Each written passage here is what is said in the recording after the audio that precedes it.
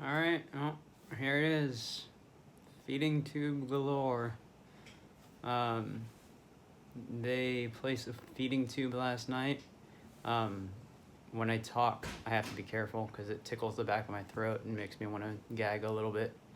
But I wanted to make sure that I got a video out. Um, it's a very small tube. They're doing most of my feedings overnight right now. Um, so I can kind of just be sleeping while they're giving me nutrients, which is nice. Um, but they are going to try to do what they call half a bolus, which is about 8 ounces at lunch, and a full bolus at dinner tonight, they said, which is about 16 ounces. So just try to sneak in some more nutrients as they can. And they did almost a liter overnight last night, and I tolerated it pretty well. Didn't bother me too much. So that's all a good thing. What they'll do is set up home health care to come out and set up the machines, show us how to use them, show us how to connect everything, and then we'll be on our own and we will be able to do this at home and try to get my weight up, try to get my BMI up, and just feel better and better. You know, part of all of this exhaustion and fatigue is just not having anything on my body, no calories to burn, no fat to burn. You know, I'm literally skin and bones. So not having any energy in my body to use, and so hopefully this will help remedy it. I do still have to eat on my own. I still need to intake as much food as possible, and so you know, as many meals as I can, as much as I can every day. Still look at high protein stuff, and just try to keep my nutrition up as best I can until a transplant comes. So also trying to transfer my IV antibiotics to home health care, and that way I don't really have to go anywhere. They can just come to our house, do the antibiotics, head out, and I can get back to my day, which would be awesome. So it's been an interesting journey so far.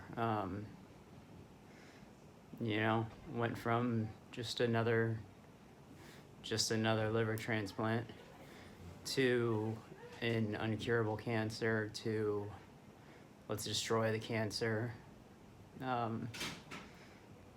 to, you know, a common infection that shut me down for 2 weeks to now I need a feeding tube, something I never, ever, ever in the world thought I would need.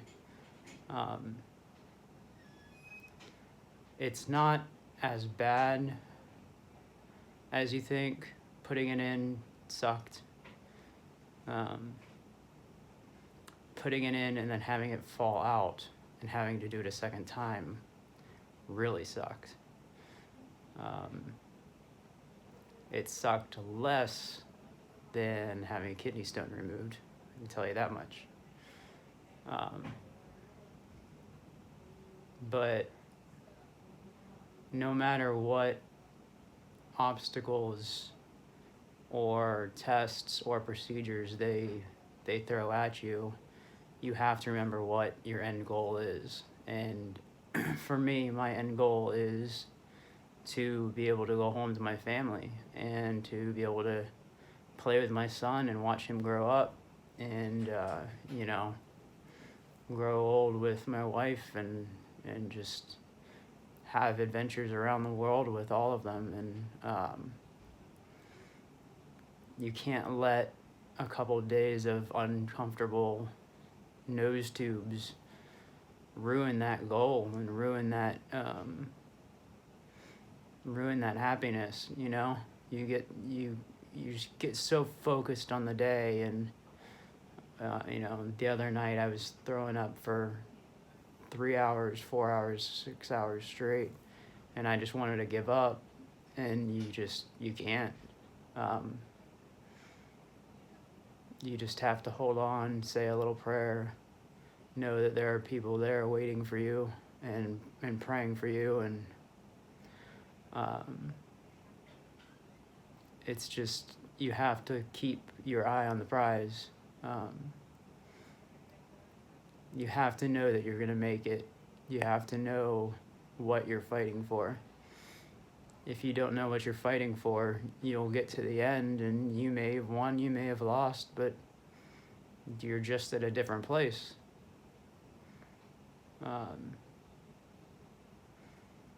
If you know what you're fighting for, then when you get to that place, you're exactly where you wanted to be.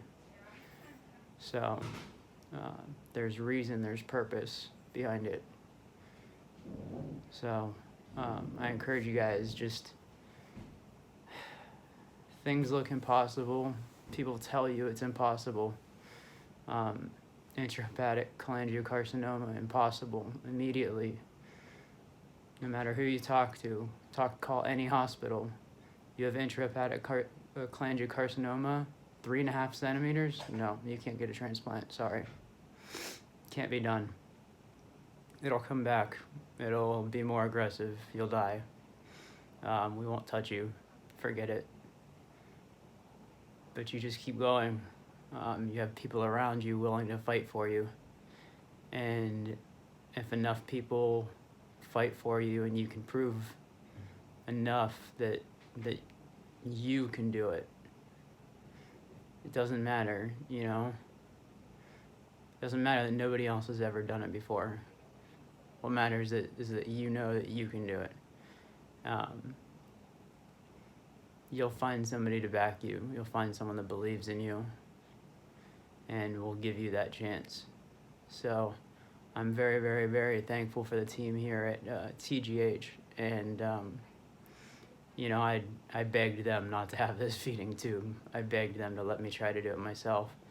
But when it came down to the call on Tuesday, and they told me, hey, we really want you to have this feeding tube. I don't know if you can do it yourself. I said, fine, let's do it. Stick the feeding tube in. I care more about the future than I care about this feeding tube for a week, 2 weeks, or however long it's going to be in here. Hopefully shorter than longer. But yeah, the feeding tube itself, in case you are about to get one, very scratchy in the back of your throat, because it's not secured anywhere. It's just like a piece of spaghetti that goes up your nose and back down your throat, down by, you know, your uvula, your gag reflex, and it just keeps going down your esophagus and past your stomach and into your intestines where they can absorb the nutrients. So when you swallow with nothing in your mouth, like that, you can feel it like try to press because your throat constricts. But when you